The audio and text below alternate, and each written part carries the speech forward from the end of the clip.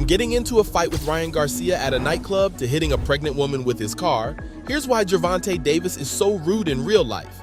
Now, nightclubs are supposed to be a place to let loose and have fun, but sometimes things can go sideways and get totally out of hand. Before their highly anticipated bout in April of 2023, the two boxers couldn't resist a bit of pre-match sparring outside the ring.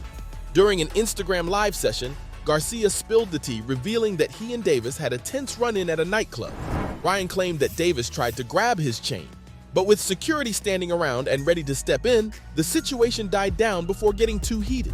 The scuffle began when Garcia and one of his pals approached Davis's table and asked the champ about the status of their still unconfirmed fight, but Tank took the questions as an insult. And that's when things got intense. Even after the security team's intervention, the boxers exchanged heated words. But Garcia wasn't sweating it, and he knew that what happens outside the ring doesn't matter in the end. When it comes down to it, it's all about who's the toughest fighter inside the ring, which of course, as we know now, ended up being Davis. You gotta walk the walk if you're going to talk the talk, am I right? But Tank doesn't limit his altercations with his potential opponents. He even targets members of his own crew. Getting into a beef with the guys in your own corner is one thing, but imagine that corner's made up of none other than Floyd Money Mayweather and the boys from Mayweather Promotions. Davis has been a force to be reckoned with ever since he put the gloves on at the ripe old age of 5 years old, and after turning pro in 2013, he quickly built up a hefty amount of experience that your average fighter would die for. But it was only after signing with Mayweather Promotions, Tank's career really skyrocketed.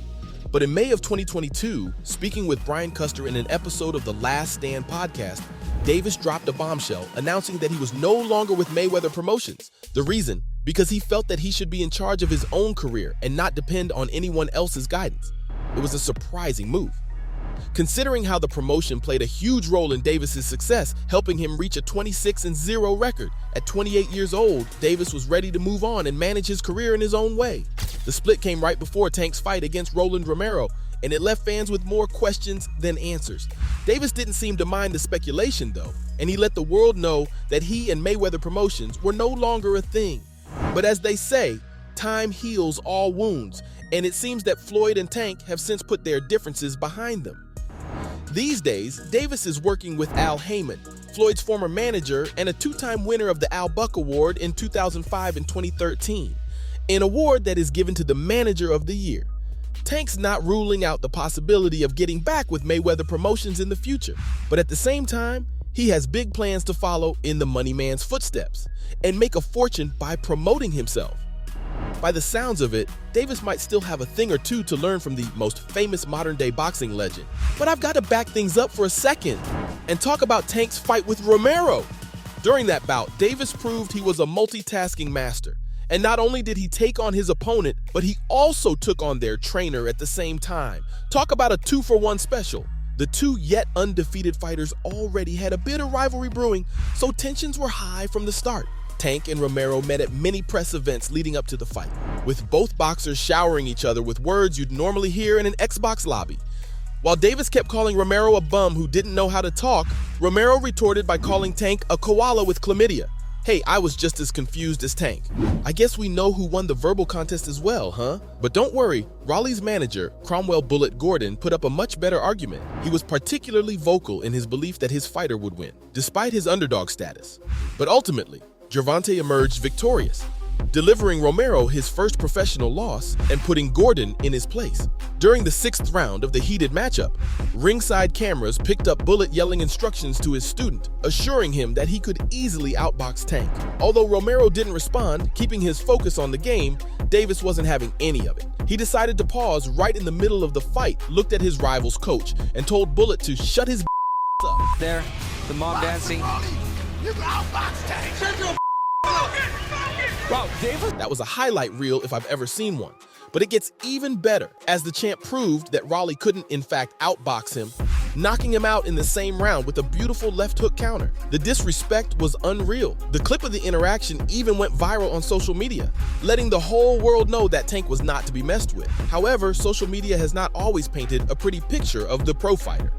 After all, he doesn't just limit his controversies to his professional life. The boxing sensation found himself embroiled in controversy after footage emerged on social media showing him getting into a physical altercation with his ex-girlfriend and the mother of his child, Dreda Smothers. The incident took place at the Watsco Center at the University of Miami, shortly before the Super Bowl. The footage captured the two-weight world champion grabbing his ex by the collar and dragging her out of the venue.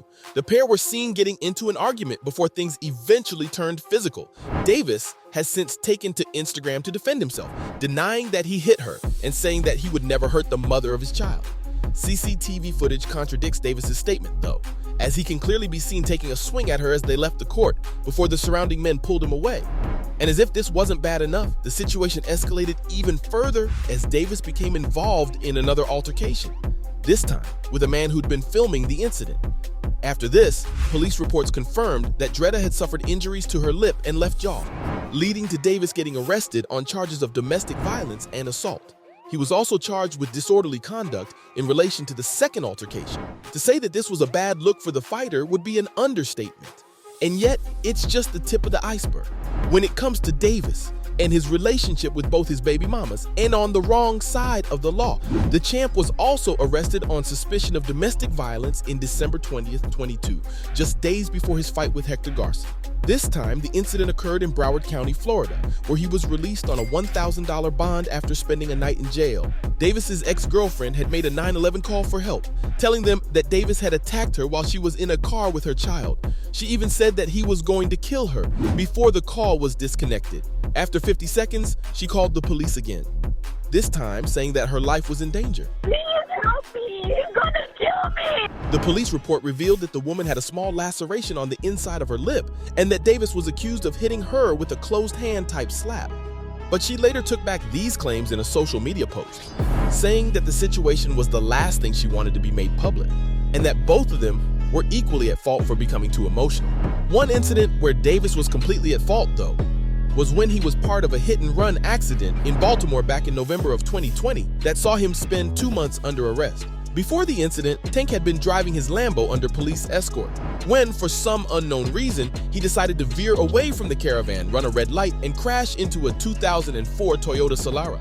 All 4 passengers in the struck vehicle faced injuries, including G.R. Smith, who was pregnant at the time. She also suffered a major knee injury that'll reportedly affect her for the rest of her life.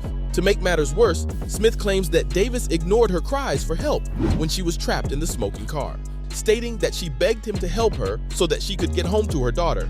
But Davis, who allegedly locked eyes with the victim, simply chose to grab his things and run away.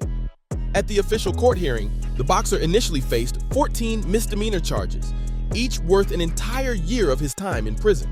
However, he ended up pleading guilty to only 4 of those charges.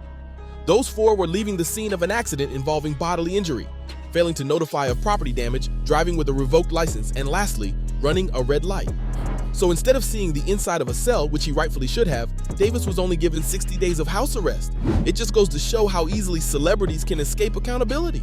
So there you have it, fight fans. From hitting a pregnant woman with his car to getting into a fight with Ryan Garcia inside a nightclub, that's why Gervonta Davis is so rude in real life.